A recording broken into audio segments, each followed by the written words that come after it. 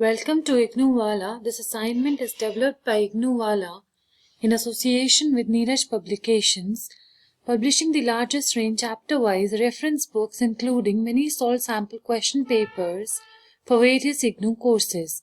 So let us begin with the course code BHDG 173, समाचार पत्र और फीचर लेखन। हमारे पास पहला प्रश्न है जिसका जो है एक अच्छा फीचर लिखने के लिए किन किन बातों पर ध्यान देना चाहिए। तो समाचार पत्रिकाओं और पत्रों का और समाचार पत्रिकाओं में फीचर का महत्व दिन प्रतिदिन बढ़ता जा रहा है। फीचर क्या है? एक स्पेसिफिक आर्टिकल है जो मतलब उसके राइटर्स तो बहुत है लेकिन अच्छा फीचर लिखने वालों को और पत्रकारों की बहुत कमी है। तो क्योंकि उसमें क्या होता है वो बिल्कुल डिफरेंट होता है लेखन से। समाचार लेखन के लिए एक निश्चित शैली होती है, मतलब एक पर्टिकुलर फॉर्मेट होता है, लेकिन फीचर का कोई निश्चित फॉर्मूला नहीं होता है। फीचर लिखना इसलिए कठिन होता है क्योंकि लेखक को निश्चित समय तथा अखबार की निर्धारित जगह में एक अच्छा फीचर लिखना होता है। फीचर लिखने के लिए पूर्व तैयारी करनी होती है, फिर एक विषय का चयन करना होता है और फिर शोध मतलब कि रिसर्च, मतलब आपको एक अलग तरीके की रिसर्च करनी होती है जिसमें आपको प्रॉपरली डिटेल्स पता होनी चाहिए जिस बारे में आप लिख रहे हैं। मतलब इंटरव्यू या पूर्व प्रकाशित सामग्री, उसका अध्ययन, उसके स्वयं अवलोकन, मतलब कि सेल्फ रिसर्च या फिर उसका बहुत डीप स्टडी आपको करनी पड़ेगी और उसके जरिए आप सामग्री एकत्रित की जाती है उसकी। मतलब एक योजना बनानी होती है और उपयुक्त सामग्री आसानी से जुटाई जा सकती है, जैसे शोध के माध्यम से। जैसे आप लाइब्रेरी में चले जाओ, पुस्तकालय, समाचार पत्रों आदि बहुत से स्रोत, मतलब जो बहुत सारे रिसोर्सेज या सोर्सेज का आप यूज कर सकते हैं। शोध में क्या है, योजना व उद्देश्य बहुत जरूरी है, मतलब आपका एम जरूरी है, मतलब जिस टारगेट को अचीव करना चाहते हैं वो बहुत जरूरी है। अब बात है सामग्री से, मतलब जो आपने जो सामग्री लिखी है उसको एक तरीके से इकट्ठा करना और फिर उसको मतलब पर्टिकुलर सीरियल वाइज लिखना, फिर साक्षात्कार यात्रा, जितने भी इंटरव्यूज करने, फिर ट्रैवल करना। आपको साक्षात्कार दाता के व्यक्तित्व, पृष्ठभूमि, कार्यों, उपलब्धियों के बारे में जितनी जानकारी हो सके उतनी जानकारी एकत्रित करनी चाहिए। फोटो, रेखांकन और ग्राफिक्स, फिर आलेख की योजना और प्रस्तुति। अब हमारे पास अपनी किसी यात्रा के आधार पर एक यात्रा का वृतांत लिखिए। तपती गर्मी में ठंडी हवा की चाहत इस मौसम में सबका ख्वाब होता है। कुछ चाहतें हकीकत में बदलती हैं। गर्मी के मौसम में पहाड़ों की सैर, हम चाहे इसे मिडिल क्लास प्रिविलेज कह सकते हैं, प्रिविलेज ही सही, बहरहाल मौका था उत्तराखंड में स्थित मुक्तेश्वर के समीप सोनकिया गांव में कुछ समय बिताने का। दरअसल मेरे एक मित्र वहां करीब 1 महीने से रह रहे थे। उस जगह की तारीफ सुनकर हमसे रहा नहीं गया और निकल पड़े सोनकिया के लिए। तो ये क्या है, एक मतलब एक आर्टिकल लिखा हुआ है जो कि एक ट्रैवल के बारे में, कि हम यहाँ से कैसे कैसे किस जगह पे गए, ये सब उन्होंने मतलब गांव के बारे में लिखा। फिर वो इधर से उधर कर रहे थे, फिर वो किस तरीके से उन्होंने ट्रैवल किया, ये पूरा उन्होंने डिटेल इसमें दिया हुआ है। फिर सामुदायिक जीवन, मतलब जिसमें एक दूसरे के सुख और दुख में लोग हिस्सा लेते हैं। भारत के ग्रामीण परिवेश में विविध जीवन थे, मतलब कि जैसे कम्युनिटी लाइफ है। अब जैसे शहर में, तो शहर में शहरीकरण हो गया है, तो शहरीकरण की वजह से क्या है कि बहुत से लोगों को आपस में अगल बगल में कौन रह रहा है वो भी पता नहीं। माहौल है, गांव का वातावरण है, वो आज भी एक दूसरे के सुख दुख में खड़े रहते हैं और यही भारत की एक मतलब अलग चीज है जो ग्रामीण परिवेश में अभी भी चल रही है। पहाड़ों को निहारना, होम स्टे और ये सब क्या है, गाँव के लोग बातचीत के दौरान ये बताने लगते हैं वो सामने वाला घर दिल्ली के किसी व्यक्ति ने बनाया, उधर जो दूर दिख रहा है लखनऊ के व्यक्ति का है, आप भी थोड़ी जमीन खरीद लीजिए। एक व्यक्ति ये वाक्य में जो एक पल में आतिथ्य का एहसास कराता है, बहुत अच्छा लगता है। अब क्या होता है कि जो अगर बाहर के लोगों द्वारा जल्दी यहाँ की जमीन की खरीद बिक्री पर प्रतिबंध नहीं लगाए तो इन गांवों का अस्तित्व खतरे में आ जाएगा। मतलब जैसे उत्तराखंड में अभी भी क्या है कि बाहर के लोगों के लिए जमीन खरीदना या बेचना रोक नहीं लगाई हुई है, लेकिन जो बहुत जम्मू कश्मीर है, हिमाचल प्रभावी रूप से कार्य करता है। कला समीक्षा की विशेषताएं बताइए। कला तो मुख्यतः 3 प्रकार की होती है जिसकी समीक्षा हो सकती है, परंतु कला तो विस्तृत क्षेत्र की विधा है, मतलब विस्तृत, बहुत ही ब्रॉड एस्पेक्ट है इसका, ब्रॉड एस्पेक्ट है। मतलब कला में नृत्य, समूह नृत्य, स्वांग, लोक कला आदि सब आता है। कला समीक्षा निसंदेह ही अखबार की समीक्षा से ज्यादा मुश्किल और जोखिम भरा काम है। रंगमंचीय समीक्षा करते समय समीक्षक को चाहिए कि वह इस प्रकार से अपनी समीक्षा का खाका तैयार करे कि न तो वो बिल्कुल कठिन भाषा हो जो कि पाठक को मुश्किल में डाल दे, न ही बाजारू चलताऊ भाषा जो कि रंगमंच के स्तर को ही गिरा दे। सिनेमा पर लेख लिखने से पहले समीक्षक को चाहिए कि अपनी जानकारी का दायरा बढ़ा ले। मतलब जो क्रिटिक्स हैं, मतलब जो एनालिसिस करनी चाहिए, उनको अच्छे से एनालिसिस कर लेनी चाहिए, जिससे कि वो अपने दायरा, मतलब कि जो अपना एस्पेक्ट है ब्रॉड रखें, जो स्पेक्ट्रम है वो ब्रॉड रहे, हमेशा ब्रॉड स्पेक्ट्रम में काम करें। कला समीक्षक में समीक्षा को जल्दबाजी न करके धीरे धीरे उस कलाकृति का अध्ययन करना चाहिए। अगर एकदम किसी निष्कर्ष पर पहुंच गए तो शायद एक अपेक्षित परिणाम प्राप्त न हो तथा उद्देश्य की पूर्ति भी ना हो।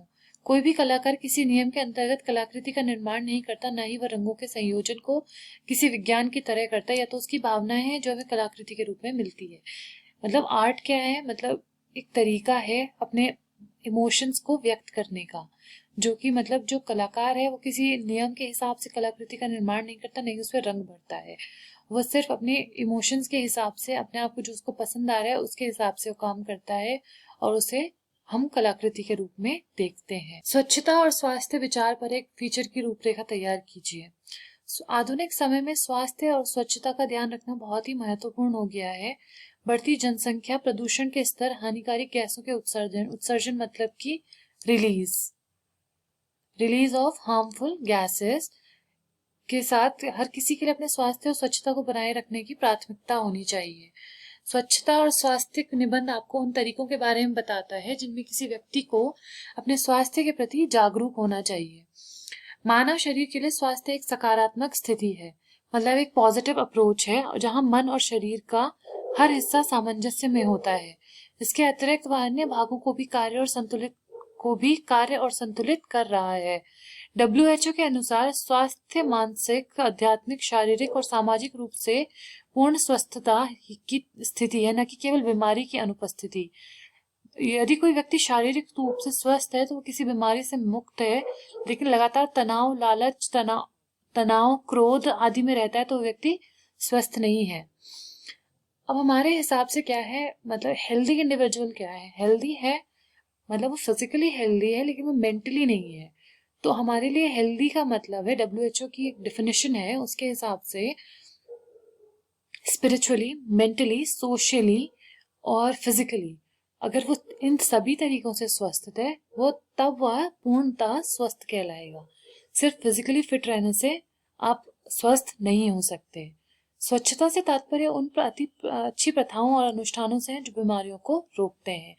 बेहतर स्वास्थ्य और स्वच्छता के लिए अच्छी आदतें, पौष्टिक आहार, शुद्ध पानी, स्वच्छता, ये सब क्या है? ये तीन चीजें क्या है?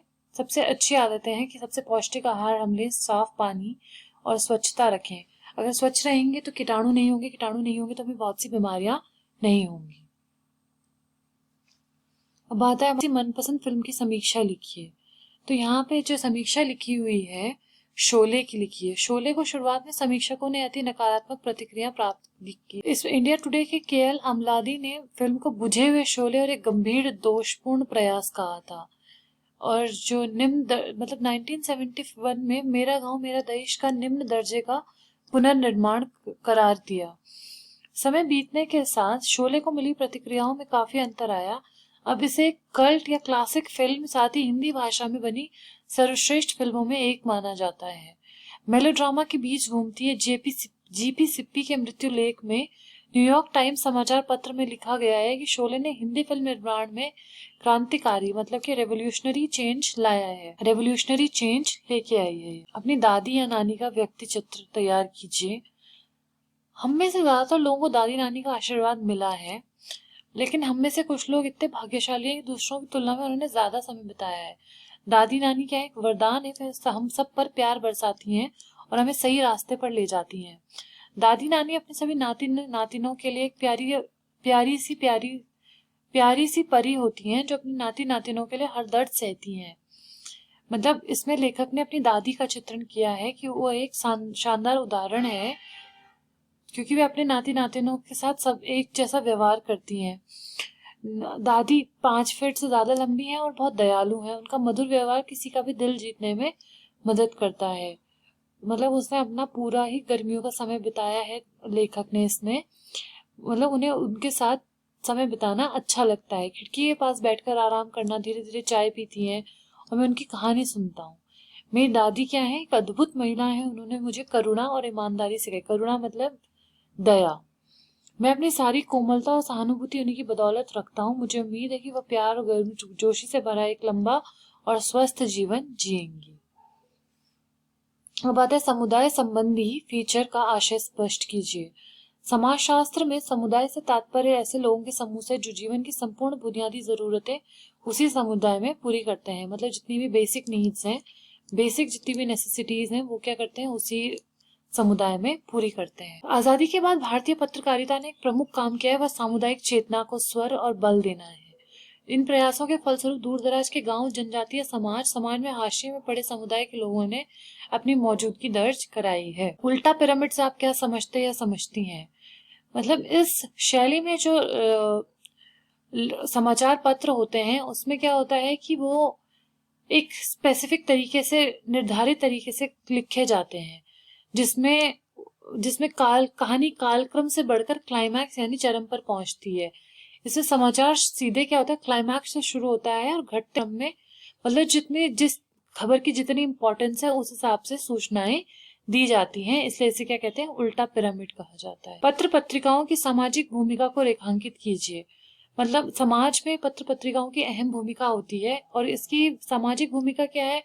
जानकारी का संचार, शिक्षा और जागरूकता, सामाजिक चेतना का विकास, सांस्कृतिक संरक्षण, मनोरंजन, सामाजिक परिवर्तन का साधन, जनमत का प्रतिबिंब और विचारों का आदान प्रदान। मतलब जानकारी ट्रांसमिट करना, मतलब इंफॉर्मेशन ट्रांसमिट करना, शिक्षा, द नॉलेज और अवेयरनेस प्रोवाइड करना, सामाजिक चेतना मतलब सोशल अवेयरनेस और डेवलपमेंट, सांस्कृतिक संरक्षण, जो कल्चरल जो वो है चीजें हैं उनको संरक्षित करना, एंटरटेनमेंट, जो लोग हैं उनका प्रतिबिंब हमें प्रदान करना और विचारों का आदान प्रदान। विज्ञान फीचर क्या है? विज्ञान फीचर पिछले कुछ दशकों से में विज्ञान में एक अद्वितीय विकास व विस्तार हुआ है। विज्ञान हर क्षेत्र में, चाहे वह उद्योग तकनीकी हो या घर के उपकरण हो, काफी तरक्की की है। मतलब जो साइंस में बहुत से चेंजेस आए हैं विद टाइम, तो उसमें क्या हुआ है कि घरेलू महिलाओं की व्यस्तता को भी काफी हद तक कम कर दिया है। पहले जो काम हाथ से होते थे अब वो मशीन से होने लगे हैं।